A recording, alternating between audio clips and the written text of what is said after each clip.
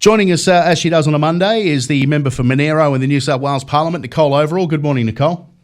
Good morning, Stephen, and thoroughly back your messaging about people taking care. It's just tragic stuff and certainly things that we don't need to be experiencing or hearing about. Yeah, and I think it extends to life in general that we need to take a bit more responsibility for ourselves than we probably do these days, but particularly when you're in a potentially life-threatening situation, which you are every time you get out on the road.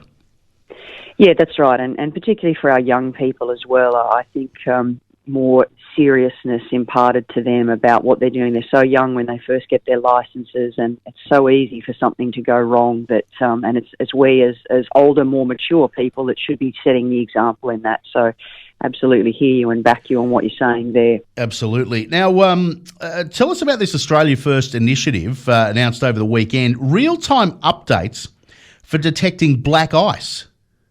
Yeah, it's really exciting stuff. A first for our country, been adopted from overseas technology, and we're actually going to be using it on our Monaro Alpine roads.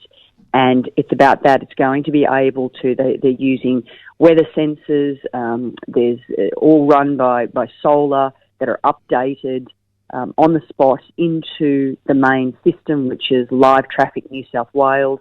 And what it's going to be able to do is detect where there's black ice present on our roads. So, harking back to what we've just been talking about, black ice is such a huge issue for us in the Snow Monaro area, particularly during that ski season. Can't see it on the road. Those who don't know how to drive to those sorts of conditions, we can have up to 120 accidents a day during that peak season. So it's going to be able to determine when black ice is present. It's also going to have the ability to let heavy vehicles know when they'll need to fit snow chains. So rather than hit and miss and decide, whether or not it's needed, actually be able to let them know that snow chains will need to be fitted.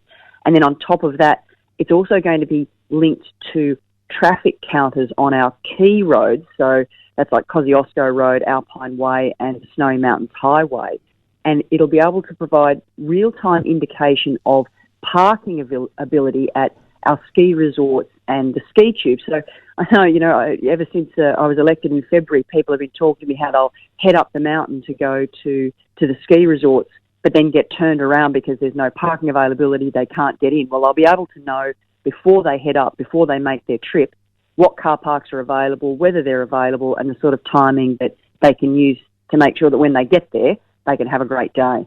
So it's really great stuff, tremendous technology. Okay, all right. It'll be interesting to see how that all plays out. What's going on with Bungendore High School? Queanbeyan Council still playing silly buggers over it? Yeah, look, they had another meeting on Wednesday night, and again, Bungendore High School is being brought to the fore. At the moment, we're waiting for the final response, the second round of responses to submissions that were made in relation to the new design that occurred after community consultation with the 300 plus submissions that were received last time. Because we altered the design in line with the community expectations, they've had the opportunity to make more submissions, and we're waiting on those being finalised. And then the next step is that the Minister for Planning has to give the final approval before we can begin construction. Well, now Council has stepped in once again. The former Council, from prior to the elections in December, had already submitted submissions as part of that first process. And that included the need for additional parking along Torello Terrace. Now, that was granted as part of the response to those submissions.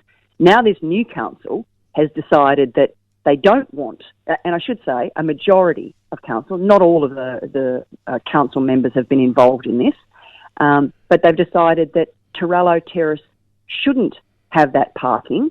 So they've overturned that and wanting to make a submission to remove the parking that had previously been requested on Torello Terrace. If they do that, we've got the Bungendore the Bungendore preschool there that has just received a grant to upgrade to be able to provide for at least another 60 families with a $1.6 million grant. That no parking will affect them to the tune of more than $100,000 if that goes ahead. So it's just it's nonsensical stuff, because we do need more parking there, and I'm pursuing other avenues to be able to deal with how we can provide more car parking. And then they're also, this new council, they're also sending a letter to the state government advising that they're not giving in-principle support to the high school. Now, they've already made that decision back in January, I think at the same time when they'd given themselves a very hefty pay rise. Yeah. So they're coming up with these decisions on things that have already been made. It's illogical, and what it's doing is pretty much ensuring that they're doing everything that they can to prevent Bungendore getting a high school. And people are very angry. They've been ringing me constantly over the last few days. They are very, very angry at the actions of this council. Yeah, absolutely extraordinary. Saturday was International Day of Rural Women. What did you get up to? It was indeed, and we had the opportunity to go and interview some of our fantastic local rural women around Monaro. Not all of them, of course, because we have so many, but we put up a bit of a video on my social media on their thoughts on what it is to be a woman living in rural areas, and particularly in Monaro. And so I just want to say it's a few days late, but happy International Day of Rural Women. We know how much our women do throughout our communities, whether it's CWA, our teachers, our police officers. So it's just a great acknowledgement of those living, working, raising families in our rural areas, and we couldn't be without them. Now, you're back in Parliament all this week, a number of committee meetings and hearings throughout the course of the week. And one of the things you'll be touching on is this ridiculous bloody steak tax that's being thrown around. I call it a steak tax, a methane tax. Yes, exactly, and we've knocked that on the head. It's over in New Zealand that they're introducing it, and we as the Nationals Party absolutely knocked it on the head, being backed by the Liberals in our government on that. It's not a solution. It's just an impost on farmers that's only going to drive up costs for everyone. So essentially what they're saying is, and if we excuse the rather blunt language, every time cows or sheep burp or fart, that essentially we're going to whack a price on that. So what it really means is, in actuality, is that the expectation farmers will reduce their herd sizes, which doesn't help anybody. It doesn't actually help us being able to produce what we need in terms of food and everything else that comes from our primary industries. So we've knocked it on the head and said, absolutely not. This isn't going to improve productivity. We have other policies around all of that, being able to improve productivity while we reduce emissions, and mainly this is through incentive-based outcomes.